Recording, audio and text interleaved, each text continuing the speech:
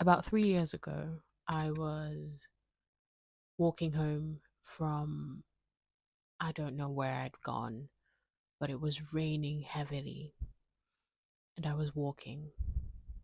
The road I was walking on was flooded. Not flooded stagnant, but flooded flowing. I weighed 54 kg at the time.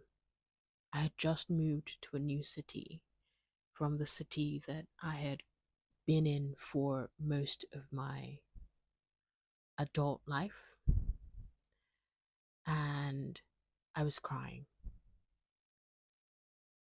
I was crying because I was frustrated, and I was tired, and I was hungry, and I was broke, and I had no job. I had no prospects, but I was determined to not go back to where I was before, which was a lot less traumatizing than where I was at the time of this incident. I was wearing borrowed shoes, my mother's shirt that she handed down to me, and a pair of jeans I'd had for probably 5 years at that time. And I was walking, and all I wanted to do was get home. But even at home, home wasn't really home. It was a little room with a small kitchen and a tiny toilet and bathroom that I shared with two other ladies. It was where I had found myself. It was where I was squatting at the time. So it was home, but it wasn't home. But I wanted to get there because that was my safe space at the time. It wasn't where I wanted to be, but it was what I had at the time.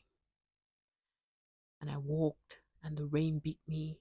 It soaked through all the way through. I was literally walking through a bath, and I was crying. At first, I was crying because of all those emotions that I was feeling. And then I was crying because I could. Because even in that tiny room that I called home, I couldn't cry in peace. If I started crying, someone would ask me, "What's wrong with you?" And there would have to be a whole conversation about what's wrong. And we would go over the same things again and again because we all knew that it stemmed from poverty and not having prospects and being stuck in a room together and just trying to survive. Going from anger, frustration, hunger, sadness to laughing at myself while crying in the rain is something I still hold very dear to myself and find very funny to this day, because emotional regulation is something that very many people do not know how to do. But it is something that I had to learn from my experiences with, first of all, my parents, then other family members, then friends, then other people. It's something I had to observe outside and observe within myself. And these stories that I tell are parts of what make up my life.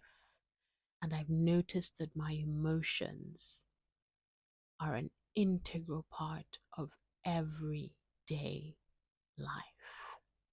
So if you're one of those people who thinks that emotions are insignificant, they're not important, you've been told, oh, you should keep your emotions aside when you're thinking about things, be logical.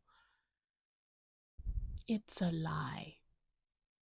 Your emotions are part and parcel of every decision, every thought, every action that you take. This video is going to be short. Welcome back to my channel, by the way. If you're just joining, thank you. I tell stories, I share experiences mostly through my stories, through other people's experiences, and we have conversations on this channel. And if you've watched me before, thanks for coming back. I really appreciate it. But I shared that story to share one simple message in this video. That message is that working with your emotions is both a conscious and unconscious effort on your part. It is both conscious and unconscious. Working with your emotions, you will need a stable foundation from when you are born.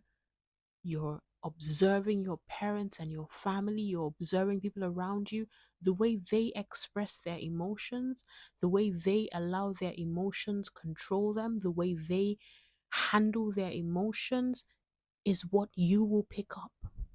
And without knowing, unconsciously, you will begin to express your emotions in that manner or in those ways. And so, if you ever want to be slightly different from the people that you have observed because you've decided the way they express themselves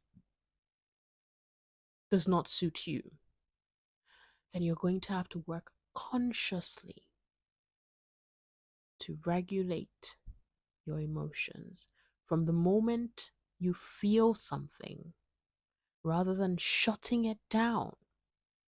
Feel it, ask it. When I say ask it, you're asking yourself, why am I feeling this? What has brought this emotion on? What do I need to learn from this emotion? What action is this emotion asking me to take, and what action do I actually need to take? Because not every emotion needs you to take the corresponding action. Every emotion is valid to you, but it may not be valid to other people. Not every emotion needs you to interpret it in some way. Sometimes you just have it, you understand it, you let it go, because the emotions come and they go, they ebb and they flow. What you need to do is consciously catch yourself in the moment, question, have conversations with yourself. In that moment when I was walking home and I was feeling all of those, what we would call negative emotions, I was answering my questions. Why am I hungry? Because I have not eaten. Why haven't you eaten? Because you do not have money. Why do you weigh 54 kg? Because I've never put on weight in my life because I don't have enough food to eat. Why are you walking under the rain? I don't have a car. And after answering all those questions, I asked myself, what can we do in this situation that would change it or make me happy or make me not feel these things, to just keep walking home? And that was it. And I just started laughing at myself because I felt all of it. I acknowledged all my emotions. And then I decided that there was nothing I could do at that time except just keep walking home. When we got home, me and all of my emotions, we would deal with whatever was at home. And we would keep doing that, one step at a time, one day at a time. And that is how I have pretty much lived my life. Consciously and unconsciously, I have dissected, acknowledged, sat with, questioned, accepted my emotions as part of me, as part of being human, as something that I do not need to hide, but I need to understand how to express in a healthy way so that other people are not affected by my negativity, and they can also watch me and learn, despite the fact that I'm also continuously learning about my own emotions on a daily basis. So today's video is only about knowing that you have to consciously and unconsciously regulate your emotions. I'll do more on this another time. I wanted this to be a very short video, straight to the point, I hope you have a lovely day. I am Adia Young. Enjoy yourself.